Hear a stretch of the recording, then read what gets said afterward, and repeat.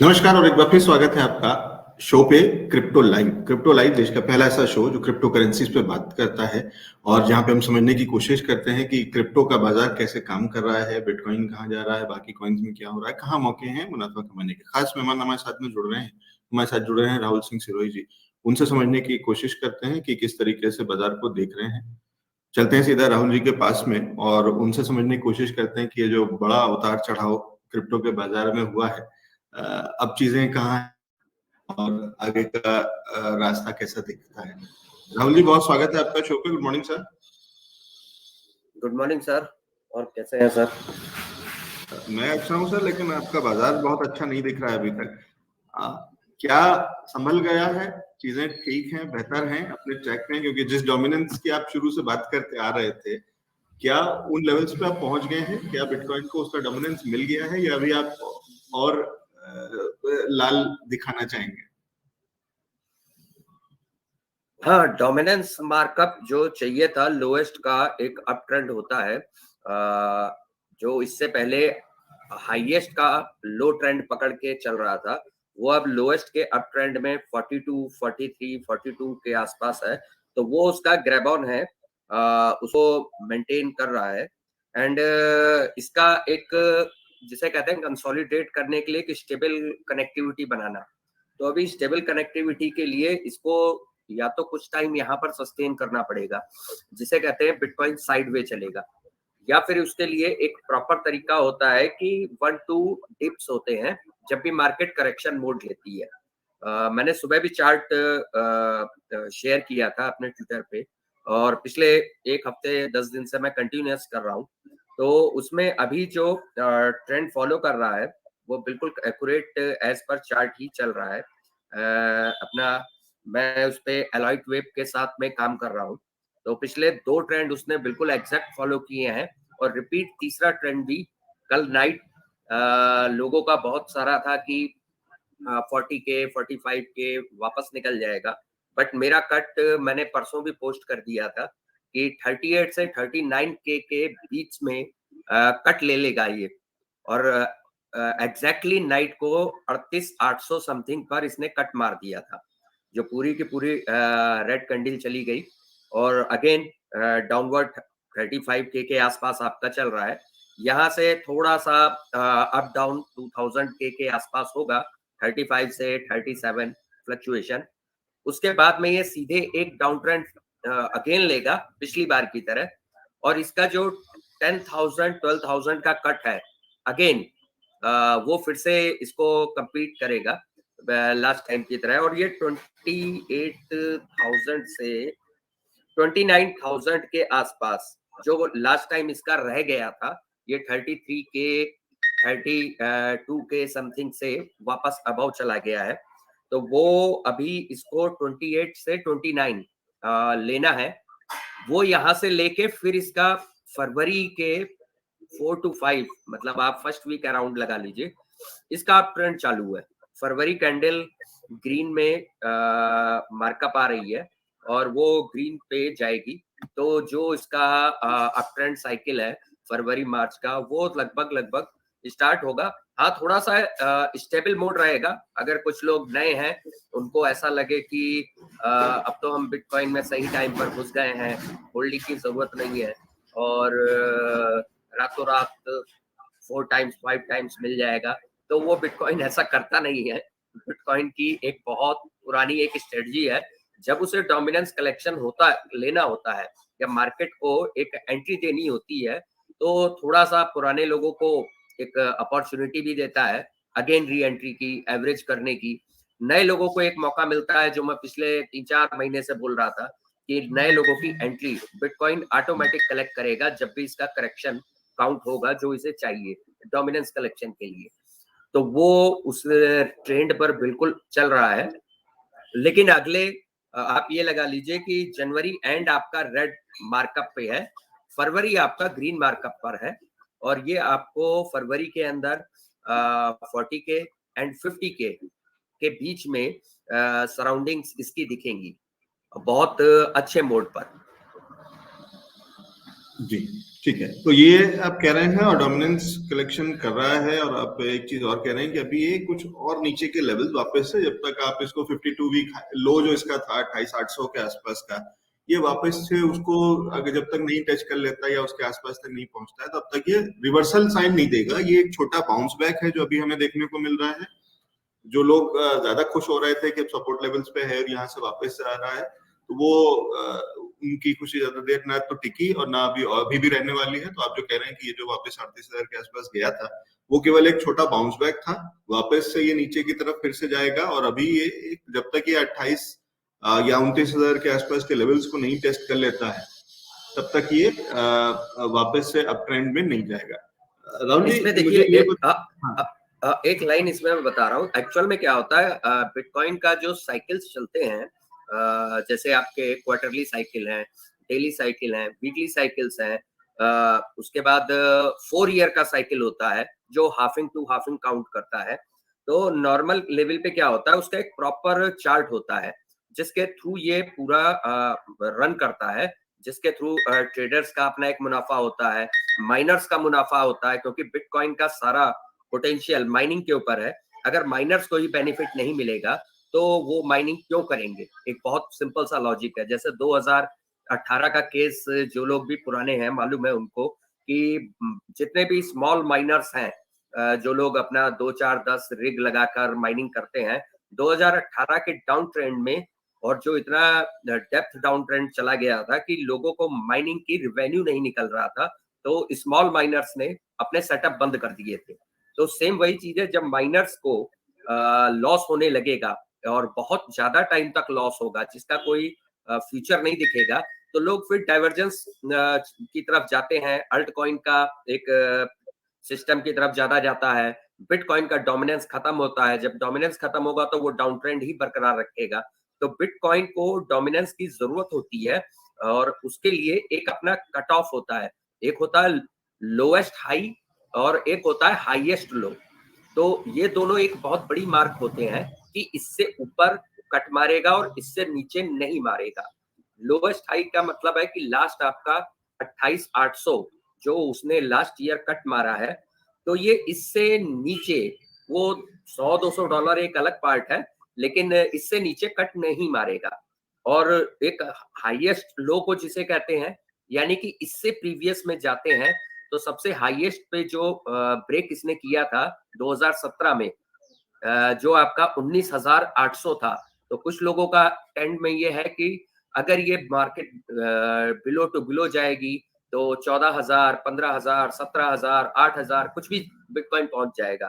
तो वो नहीं मारेगा, क्योंकि अगर वहां पर जाएगा, 2018 वाला केस अगर आप लोगे, तो again it is the very very big problems for miners. उनके पास रिवेन्यू नहीं निकलेगा तो बिटकॉइन की माइनिंग को प्रॉब्लम बहुत ज्यादा होगी।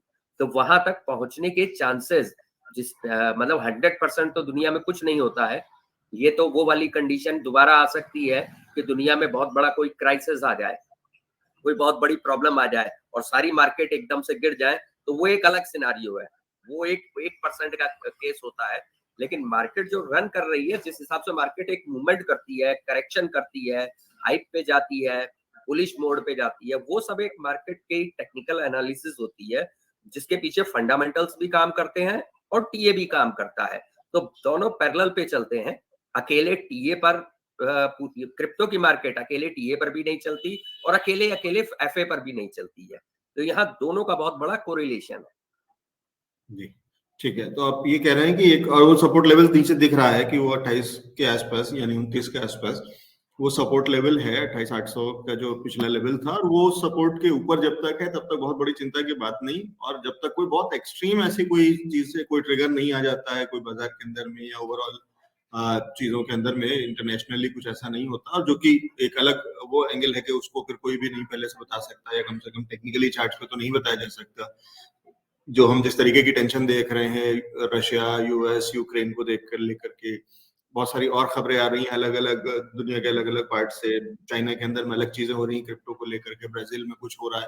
वो सारी चीजों को देखते हुए एक अलग चीज है। अन्यथा अगर हम एक सिंपल टर्म्स में और जितना चार्ट और टेक्निकल्स को देखते हुए बात करें, तो कहीं ना कहीं वो एक लेवल है।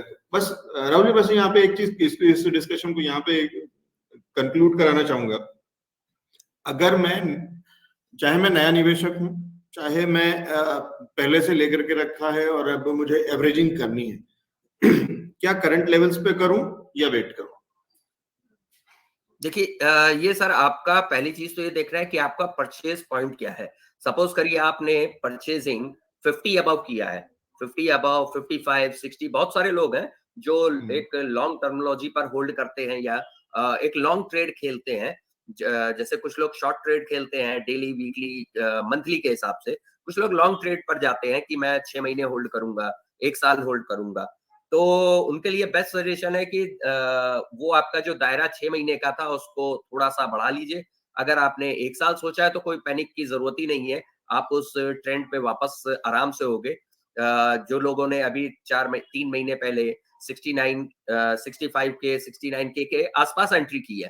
क्योंकि बिटकॉइन में जब भी कोई एंटर हाई पे करता है, तो ऑब्वियस सी बात है मार्केट लो आती है, लो आएगी उसके बाद फिर हाई जाएगी और पुराना ब्रेक करेगा।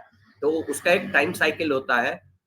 उस टाइम फ्रेम के अंदर बिटकॉइन पे एंट्री, अगर आप लॉन्ग ट्रेड में जा रहे हो या होल्डिंग पर जा रहे हो, तो कम से कम आप अपने माइंड सेट करके चलिए कि मिनिमम 2 इयर्स आपको रखना ही रखना है।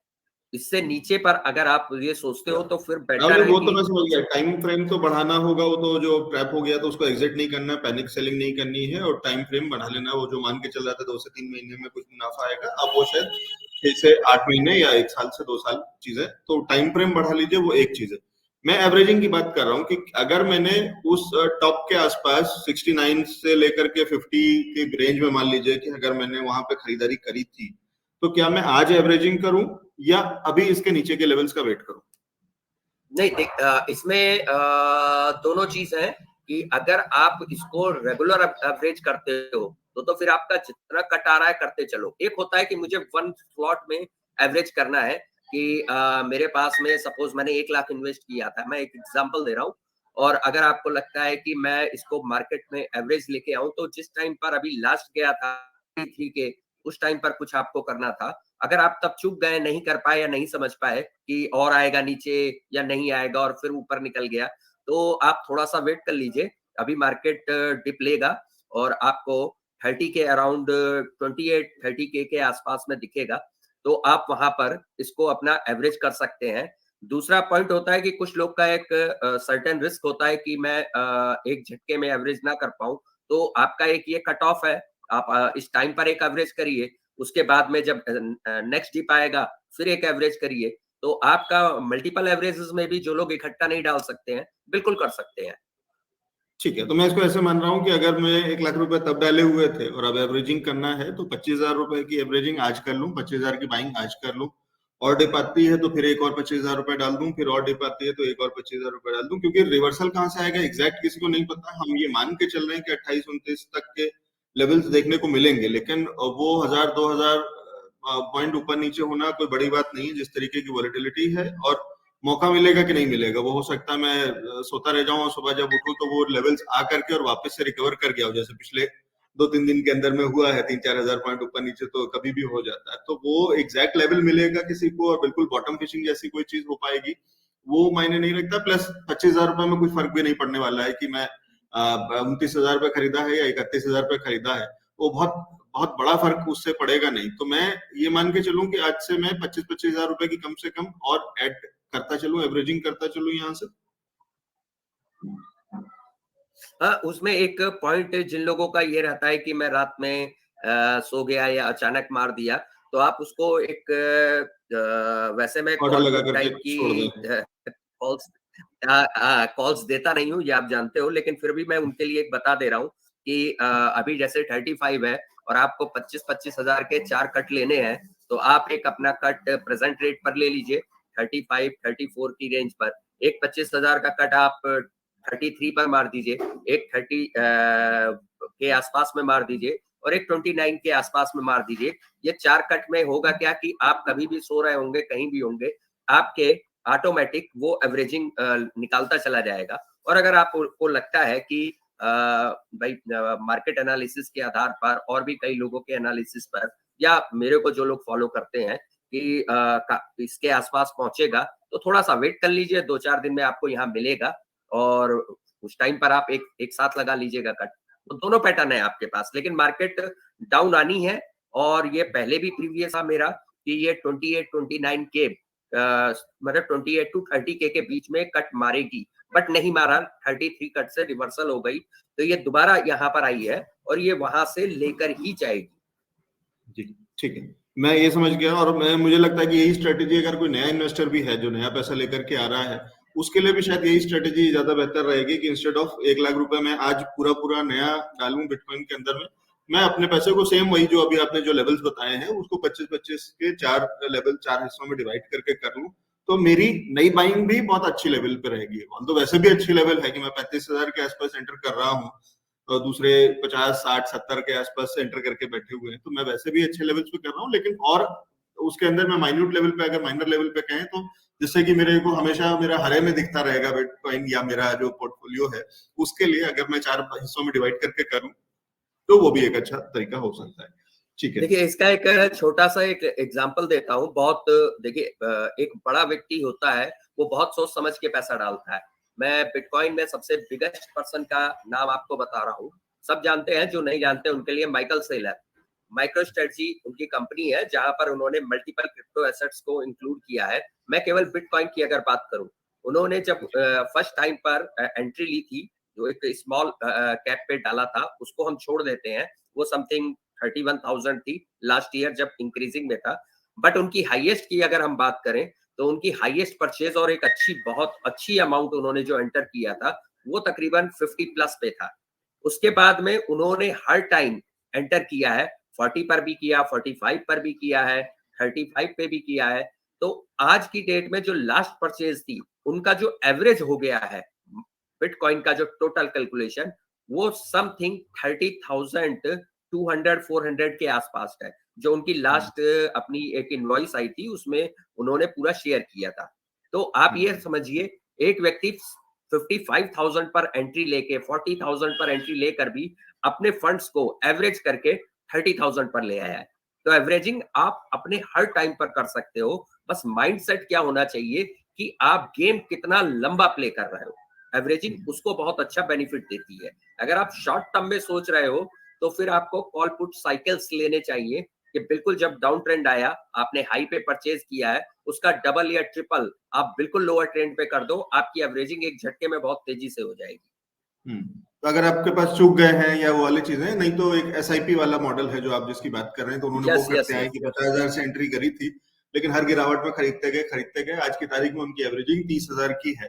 तो आज इस गिरे हुए बाजार में भी वो मुनाफे में बैठे हैं, उनका ग्रीन में दिख रहा होगा उनको, क्योंकि वो 35,000 36,000 का उनको आज का करंट भाव दिख रहा होगा, जो कि उनकी एंट्री या उनका बाइंग प्राइस 30,000 का है। और ये इसलिए नहीं है क्योंकि उन्होंने 30,000 में खरीदा था, ये इसलिए है क्योंकि उन्होंने एवरेजिंग करी है 50 से हर गिरावट में वो खरीदते गए।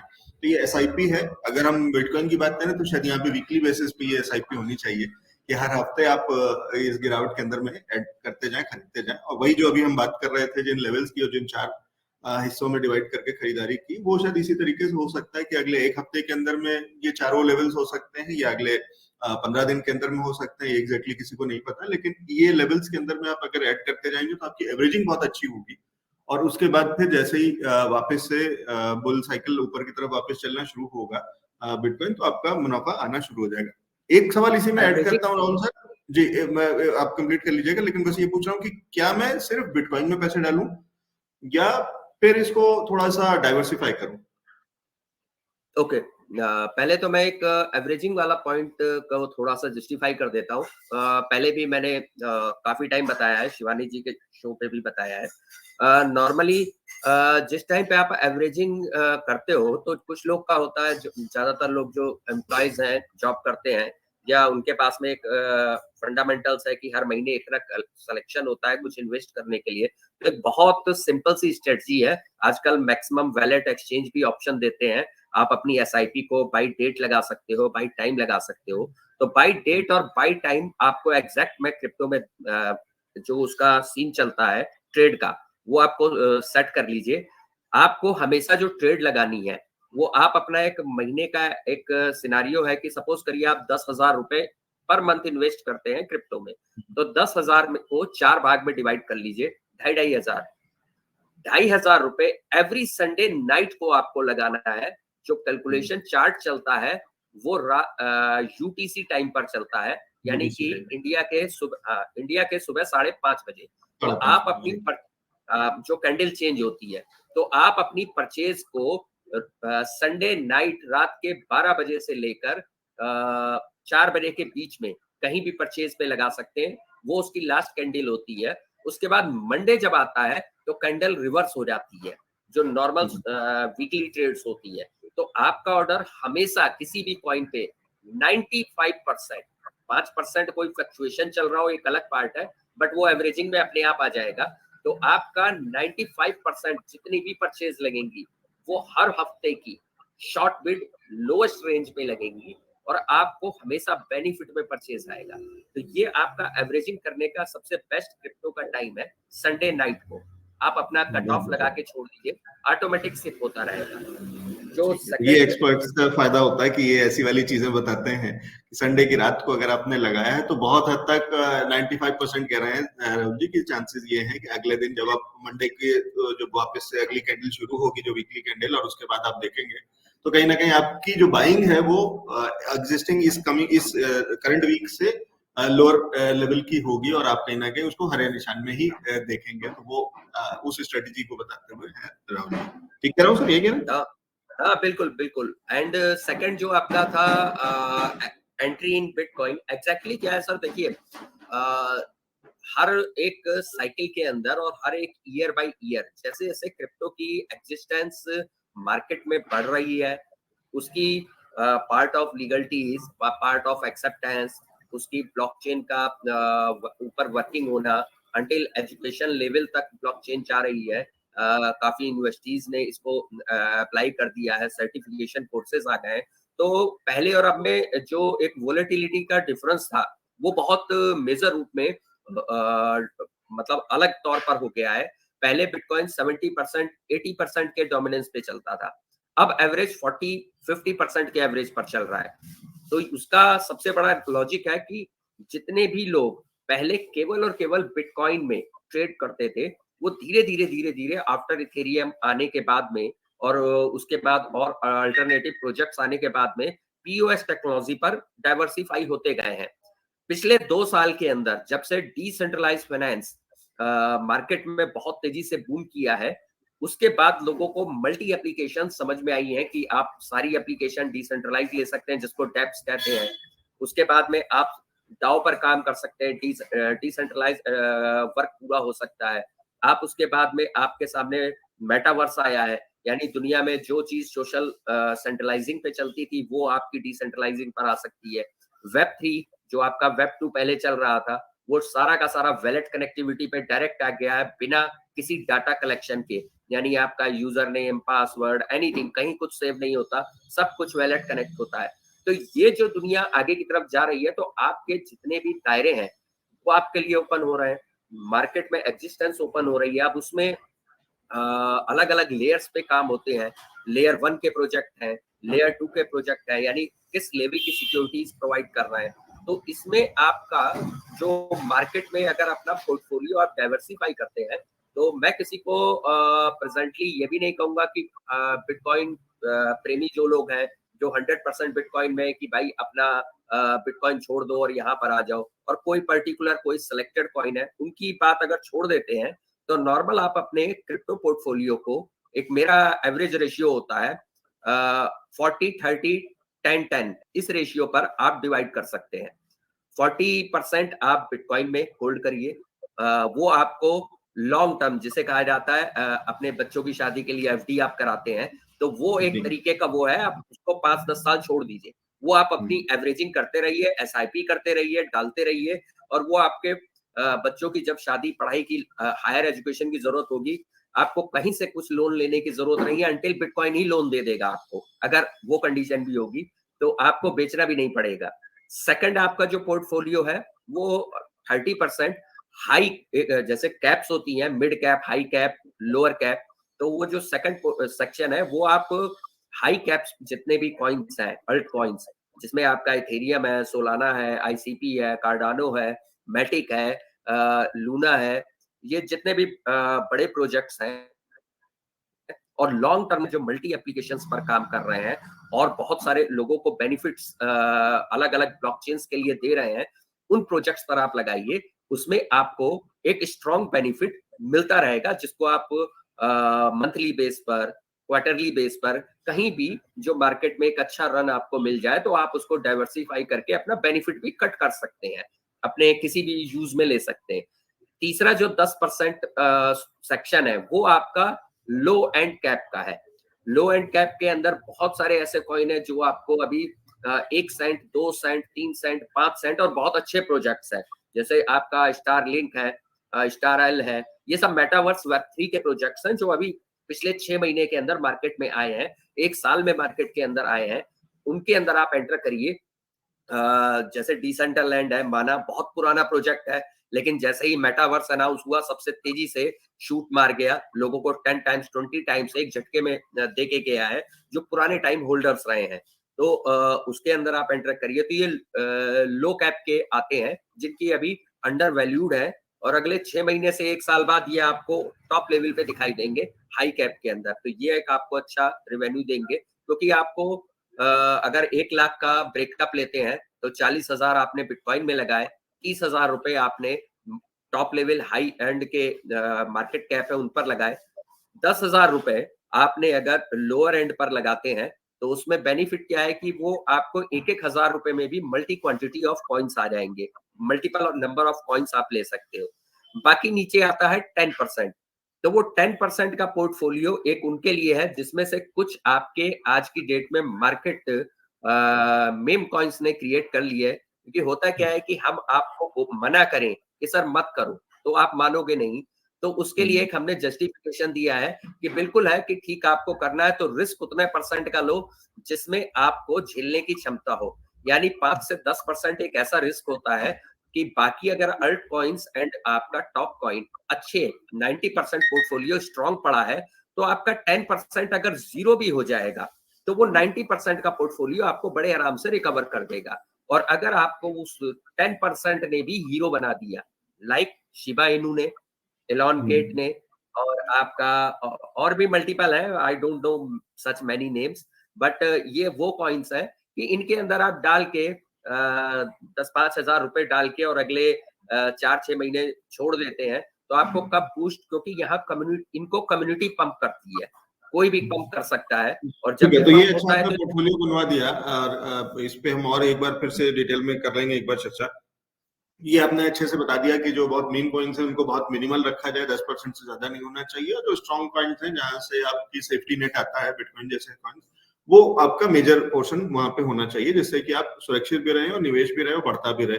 सर जल्दी जल्दी से कुछ एक सवाल ले लेते हैं, और मयूर पटेल जी का सवाल है, पूछ रहे हैं केक कॉइन कैसा है और इन्होंने स्टेकिंग के लिए शायद लगा देना चाहिए या नहीं करना चाहिए, क्या करना चाहिए इसमें? ये ऑप्शन मैंने पहले भी बताया है कई लोगों को, और मेरे YouTube चैनल पर भी इसका एक वीडियो पड़ा है। पैनकेक स्वैप का है केक कॉइन, और जितना भी आज की डेट में मार्केट पे जिसे कहना चाहिए ट्रांजेक्शंस होते हैं, चाहे वो अंटिल जो अभी मैं बात कर रहा था मेम कॉइन्स बनते हैं, वो बिनांस चेन पर बन रहे हैं, और सारे के सारे अवेलेबिलिटी पैनकेक स्वैप के थ्रू होते हैं। वहीं से आपका डिसेंट्रलाइज एक्सचेंज के थ्रू यूटिलिटी होती है, वहीं से परचेज होते हैं। तो केक की जैसे बीएनबी की आपकी हमेशा फॉर्मेशन रहनी है, हमेशा एक मार्केट रहनी है, वैसे ही पैनकेक की हमेशा यूजेबिलिटी रहनी है, मार्केट रहनी है। तो आप इसके अंदर एक थोड़ी सी लॉन्ग होल्डिंग बना के चलिए, बहुत अच्छे रेट पर है और इस जगह पर आप परचेज करिए। पैनकेक स्वैप के अंदर एक ऑप्शन होता है पूल फार्मिंग के अंदर, वहां पर आप जाएंगे और इसको सीधे स्टेक पर लगाइए। स्टेक पर लगाने पे वहां 2 ऑप्शन मिलेंगे, एक होता है मैनुअल जिसमें आप इंटरेस्ट कलेक्ट करते रहिए, दूसरा होता है कंपाउंड, ऑटो पर डाल दीजिए। तो आपने 10 केक खरीदे और ऑटो पर डाल दिए तो आपको 4 महीने बाद दिखेगा कि आपके क्या होता है, वो 12 केक होगा, यानी कि ऑटोमेटिक जो रेट बढ़ेगा वो तो मिलेगा ही मिलेगा, साथ साथ आपको उसकी क्वांटिटी भी, जो माइनर्स जैसे माइनिंग का ऑप्शन होता है वैसे यहाँ फार्मिंग में होता है, और केक बहुत अच्छा बेनिफिट देता है। मैं अगर अपना पर्सनल एक्सपीरियंस काउंट करूं तो आप ये मान के चलिए लास्ट ईयर फरवरी के आसपास मैंने इसको लिया था, समथिंग $2.5 के आसपास में, और मैंने उठा के सीधे सीधे केक पे ऑटो पे डाल दिए थे, अभी 1 साल पूरा हो जाएगा, जनवरी खत्म हो, 3 या 4 फरवरी का है, और मेरे केक की अमाउंट ऑलमोस्ट डबल हो गई है। जो ग्रोथ अप डाउन हो मुझे कोई फर्क नहीं पड़ता, वैसे भी मेरी वैल्यू प्लस है, डबल ही वैल्यू है आज की डेट में, और क्वांटिटी भी डबल हो गई है, तो मेरा मुनाफा एक तरीके से 4 गुना हो गया है लोएस्ट रेट पर भी। तो जो आपका स्टेकिंग होता है वो आपको बेनिफिट देता है। जी, ठीक है। तो ये अच्छा काम है मयूर जी, आपने ठीक किया है और बने रहिए उसके अंदर में, अच्छा मुनाफा देगा। ये मुझे डिविडेंड जैसा दिख रहा है कि आपने लेकर के रखा है और वो ऐड करता जा रहा है कि एक आपके अंदर में वो वाला, तो उस तरीके से आपने अगर ऑटो पे लगाया हुआ है तो वो आपकी क्वांटिटी भी बढ़ती जा रही है। तो जो भाव बढ़ रहा है वो अलग है और साथ में जो क्वांटिटी बढ़ रही है वो अलग है। वही जो माइनिंग में भी होता है कि जब आप माइन कर रहे होते हैं तो वो कॉइन भी बढ़ रहा है, जो भी आप बिटकॉइन माइन कर रहे हैं तो बिटकॉइन भी मिल रहा है, और बिटकॉइन का जो भाव जो मार्केट में चल रहा है अगर वो भी बढ़ता चल रहा है तो दोनों चीजों का आपको डबल बेनिफिट जिस तरीके से मिलता है, ये करीब करीब उसी तरीके की चीज है। ठीक कह रहा हूँ राहुल जी? यस यस, बिल्कुल 100%। जो माइनिंग लोग लगाते हैं केवल इसलिए कि मुझे बिटकॉइन फ्री में मिलेगा, तो पीओएस के अंदर एक ऑप्शन होता है जहां आपको मशीन भी नहीं लगानी, कुछ नहीं लगानी, सबसे बेस्ट टेक्नोलॉजी है। आप सीधे सीधे फार्मिंग पे जाइए, जैसे वहां माइनिंग होती है या फार्मिंग होती है, आप पूल फार्मिंग पे जाइए और सीधे उसको या तो मल्टी स्टेक्स पे लगा दीजिए, जिसे मल्टी पूल्स होते हैं कि आपने केक को स्टेक पे लगाया और आपको ट्रॉन फ्री में मिल रहा है, आपने केक को स्टेक लगाया बिटटोरेंट फ्री में, जो भी वहां पर ऑप्शंस होंगे। या सेकंड ऑप्शन है, आप सीधे सीधे केक को ही मल्टीप्लाई कर दीजिए, उसको ऑटो पे लगा दीजिए, बार बार मैनुअल की जरूरत नहीं है, क्लेम रिवॉर्ड की जरूरत नहीं है, सीधे आप उसको कन्वर्ट करते रहिए, ऑटोमेटिक उसका इंटरेस्ट बनता रहेगा और कंपाउंड होता रहेगा। बढ़िया, केक फार्मिंग एक अच्छा ऑप्शन है, इसमें आप रह सकते हैं। और बल्कि अभी जो लेवल्स हैं मेरे ख्याल से वो भी अच्छे हैं, तो इसलिए अगर इस समय भी अगर शुरू किया जाए तो उनको भी एक अच्छा मुनाफा मिल सकता है, क्योंकि जब इसका भाव बढ़ना शुरू होगा वापस से, जब ये बुलिश उसमें जाएगा तो उसका भी एडवांटेज आता हुआ मिल सकता है। बिल्कुल बिल्कुल, क्योंकि ये अभी आपके ऑलमोस्ट लोअर लेवल पर के आसपास चल रहा है, 7 पॉइंट है, ये मान के चलिए मार्केट थोड़ा सा अभी डाउन आएगी तो आपको 6.5 के आसपास भी मिल सकता है। या अगर आप लॉन्ग टर्म देख रहे हैं तो 6, 6.5, 7 में फर्क नहीं पड़ता। अभी मैंने थोड़ी देर पहले बताया, आप एवरेजिंग कर लीजिए, कुछ अब ले लीजिए, कुछ बाद में, और उसको स्टेक पे लगा लीजिए, तो आपका जो केक का एवरेज प्राइस चलता है ज्यादातर, वो आपका 12, 15, 10, 12, 15, 11, 12, 15 अभी तक प्रीवियस टाइम के अंदर, तो आपको ऑलरेडी डबल पर वैसे ही आ जाओगे, तो आप बेनिफिट पर हो, अभी से आप स्टेक कर सकते हो। इसका पीछे का अगर देखते हैं तो 44 तक गया था, 7 पे है। यस यस, आप इससे अंदाजा लगा सकते हैं कि यहाँ से 5 गुना 6 गुना का भी वो वाला भी इसका स्कोप बाकी है। सर, वरुण जी का एक सवाल है, ये पूछ रहे हैं कि मार्च में टेपरिंग आनी है तो उससे क्या हो सकता है, कोई बिटकॉइन पे असर होगा? सॉरी, सवाल नहीं समझा, रिपीट करेंगे? बिटकॉइन में कोई टेपरिंग कह रहे हैं, टेपरिंग तो मतलब मार्केट का जो डाउन साइड हुआ उसी को कहेंगे ना सर? मेरे ख्याल से ये उसी पे बात कर रहे होंगे कि बिटकॉइन का। ठीक है, तो इस पे हम डिटेल में चर्चा कर चुके हैं वरुण जी, अगर आप थोड़ा पीछे जाएंगे तो आपको मिल जाएगा कि हमने बिटकॉइन का नॉर्मली पूरा जो टैपरिंग वगैरह तो मेरे को नहीं समझ में आया। एक्चुअली टैप रूट का एक ऑप्शन जरूर था कि मार्च अप्रैल में इनका अपना टैप रूट जो इनिशिएट चालू हुआ था नवंबर 2021 में एक्टिवेट हुआ है, जो बिटकॉइन डेफी के ऊपर वर्कआउट करने के लिए है। तो वो एक अलग ऑप्शन है, वो जब मार्केट में अचानक कोई चीज नहीं आती है, बिटकॉइन एक बहुत बड़ा सेगमेंट है, उसको इम्प्लीमेंट करने के लिए अगर जो लोग पुराने हैं उनको अगर ध्यान होगा, सेगविट पहले किया गया था इसके ऊपर सेम यही प्रॉब्लम को सॉल्व करने के लिए, तो उसके प्रोसेस में भी तकरीबन 3 साल लगे थे और सेगविट लास्ट में सक्सेसफुल नहीं हो पाया था। तो अगर आप इस कंडीशन पे हैं कि उसका डेफी जब आएगा, तो वो जब आएगा तब उसके ऊपर क्या वर्क होगा, वो एक लंबी स्टोरी है, आने के बाद में पता चलेगी। बाकी उसका मार्केट पे इम्पैक्ट इतना ज्यादा मेजर रूप पर तभी पड़ेगा जब पूरी एप्लीकेशंस उसके ऊपर आ जाएंगी, तो उससे अभी कोई छोटे शॉर्ट छोटे से फर्क नहीं जल्दी पड़ना है। राहुल सर, समय थोड़ा सा सीमित है, जल्दी 2 सवाल और ले लेते हैं। एक वरुण जी का सवाल ये पूछ रहे हैं कि माइनिंग में अभी कितना मुनाफा हो रहा है और कितना नुकसान हो रहा है, और आगे माइनिंग का भविष्य कैसा दिखता है? देखिए, माइनिंग अगर आप शॉर्ट माइनिंग, जैसे अभी लास्ट टाइम भी मैंने बताया था, थोड़ी देर पहले भी बोला था कि जो शॉर्ट माइनर्स होते हैं, शॉर्ट माइनर्स मींस कि आपने 1 रिग लगाया, 2 रिग लगाए, या छोटी माइनिंग आप घर पे करना चाहते हैं, तो आपको बहुत लॉन्ग टर्म पर सॉरी मुनाफा दिखेगा, लेकिन शॉर्ट टर्म पे बहुत ज्यादा मुनाफा नहीं दिखेगा। तो उससे बेटर ऑप्शन होता है आज की डेट में आप फार्मिंग पर जाएं, क्योंकि माइनिंग के लिए उनके लिए ऑप्शंस बेटर हैं जो कम से कम 12 से 15 या 20 प्लस रिग्स लगाते हैं, और उसके लिए कॉस्टिंग बहुत ज्यादा होती है। अगर एक आप अच्छी मशीन अच्छी रिग के साथ तैयार करते हैं तो नियर अबाउट मिनिमम भी 5 to 6 lakhs के अराउंड बैठती है, और अगर आप 20 मशीन लगाएंगे तो इतनी बड़ी अमाउंट आप कहाँ इन्वेस्ट करेंगे। उससे बेटर है कि आप अपने पोर्टफोलियो को डाइवर्सिफाई करके, जो अभी मैंने 40-30-10-10 रेशियो बताया, आप उसको होल्ड कर लीजिए। जितना माइनिंग से मुनाफा कमाएंगे उससे ज्यादा मुनाफा आप उससे कमा जाएंगे। निश्चित रूप से। और अभी इधर पीछे आगे चल करके वो भी होने वाला है, जो हैश रेट और कुछ कुछ चेंजेस होने वाले हैं, तो उसके बाद वो और कम हो जाएगा। तो अगर अभी 10% के करीब वो मुनाफा निकलता है, जैसा कहा जाता है सर रिटेल में या छोटे, तो वो 5% के आसपास ही रह जाएगा मुश्किल से पर मंथ, और वो बहुत बड़ा मुनाफा नहीं होगा उसके कंपैरेटिवली। अगर आप ट्रेड करेंगे या इन्वेस्ट करेंगे तो शायद उससे ज्यादा पैसे आप बाजार से निकाल लेंगे। ठीक है, और चलते चलते सर आखिरी सवाल महेश जी का है, और महेश जी बिल्कुल पूछ सर, रहे हैं माइनर कि स्केल। हाँ जी जी बता दें, आप कंप्लीट करिए अपने जवाब कर लीजिए। माइनर सर देखिए, माइनिंग के लिए जो एक ऑप्शन 2017-18 से पहले हुए करते थे, आज की डेट में उससे 5 टाइम्स अपर डिफिकल्टीज हैं, जो प्रेजेंट टाइम पर हर कोई घर में बैठ के जो पहले प्रीवियस लोगों ने की और कुछ बना लिया, वो नहीं किया जा सकता है। करने के लिए ऐसा नहीं है कि माइनिंग नहीं होगी और नहीं बनेगा, लेकिन जितना पैसा आप इन्वेस्ट करोगे उसको बाद में निकालने के लिए आपको मजबूरी में उसको बंद करके डब्बे को रख दो, क्योंकि वो यूजलेस हो जाए तो कोई फायदा नहीं है। इसलिए मैं प्रीवियस लेवल पे यही सलाह दे देता हूँ कि जब तक आप बिग माइनिंग सेटअप नहीं लगाते हैं, उससे पहले आपका मुनाफा नहीं होना है, क्योंकि आपका difficulty rate day by day, hash rate जो इंक्रीज हो रहा है, वो आपको दिक्कतें पैदा करेगा, और इलेक्ट्रिसिटी कॉस्ट बहुत ज्यादा आती है। तो उसके लिए बेटर ऑप्शन है आप पूल फार्मिंग स्टेकिंग पर जाइए, आपको मुनाफा देगा। कुल मिला के आप मुनाफा कमाने आए हो, तो मुनाफा कमाने के लिए आपको जरिया वो बताया जाए जो आपके लिए इजी हो, रिस्क फ्री हो, और मार्केट में आप सस्टेन रह सको। ऐसा ना हो कि आप 6 महीने बाद बोलो ये तो सिस्टम ही बेकार है। ठीक है, और राहुल जी बस आखिरी सवाल, हाइड्रिस 7 का क्या अपडेट है, क्या कब से फुल्ली ऑपरेशनल हो जाएगा और लिस्टिंग कहाँ कहाँ पे होगी? सर अभी उसका जिसे कहना चाहिए बैकएंड से वर्क चल रहा है, और अभी 31 जनवरी को अपना कंपनी का वेबिनार आने वाला है, तो कुछ नए अपडेट्स आएंगे, और जैसे ही नए अपडेट्स आएंगे तो काफी कुछ इंप्लीमेंट आप लोगों को मार्केट में दिखेगा। फ्यूचर ब्लॉकचेन है, बहुत सारी चीजें न्यू इंप्लीमेंट्स करने वाले हैं, और एक नई टेक्नोलॉजी जब भी मार्केट में आती है तो शुरुआत में लोगों को जल्दी समझ में नहीं आती है और टाइम भी अपना लेती है। जैसे अभी आज की डेट में आईसीपी है, अभी भी बहुत लोगों को नहीं समझ में आया है।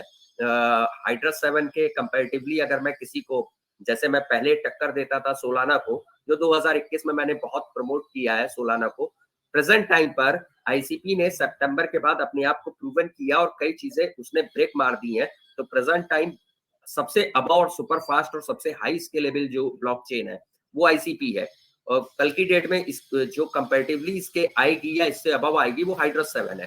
तो big projects always taken time, रातों रात नहीं होता है। वो रातों रात उनको तब दिखेगा कि अचानक ये $5 का कॉइन कौन सा आ गया टॉप 10 में, टॉप 20 में, ये तो हमने देखा ही नहीं। बाद में पता चलेगा लोगों को, जैसे कार्डानो के साथ पिछले साल हुआ, बहुत लोग नए एंटर हुए, मैटिक के साथ हुआ जबकि 4 साल पुराने कॉइन थे, तो वही लोगों को पता चलेगा अरे ये तो हाइड्रस 7 3 साल से मार्केट में है, हमें तो आज पता चल रहा है। तो एग्जैक्टली वही होता है, बड़ी कम्युनिटी तो राहुल, हम भी उस है पर या नजर रखेंगे और आपसे अपडेट लेते रहेंगे और समझते रहेंगे कि और इसमें कब क्या करना है कैसे, और इस पे एक स्पेशल अलग से भी सेगमेंट करते हैं किसी दिन, वो भी पेंडिंग है, तो उसको भी जरूर करते हैं। बहुत शुक्रिया आपने समय निकाला और हमारे लिए दर्शकों के साथ में जुड़े और सवालों के जवाब दिए और अपनी स्ट्रेटेजी भी शेयर करी। Thank you so much sir. Thank you sir. Thank you. तो ये थे राहुल जी जो बता रहे थे कि क्रिप्टो के बाजार में क्या हलचलें हैं और कहाँ मुनाफा कमाया जा सकता है। आज के शो को यहीं समेटते हैं। बहुत शुक्रिया सभी दर्शकों का हमारे साथ में जुड़ने के लिए, सवालों को पूछने के लिए, सारी चीजों के लिए। कल फिर आपके साथ में सुबह 10 बजे मुनाफे का सफर मार्केट लाइव शुरू करेंगे और उसके बाद चलेंगे क्रिप्टो के सफर पे 11:30 बजे। तो फिलहाल मुझे दीजिए इजाजत और देखते रहिए।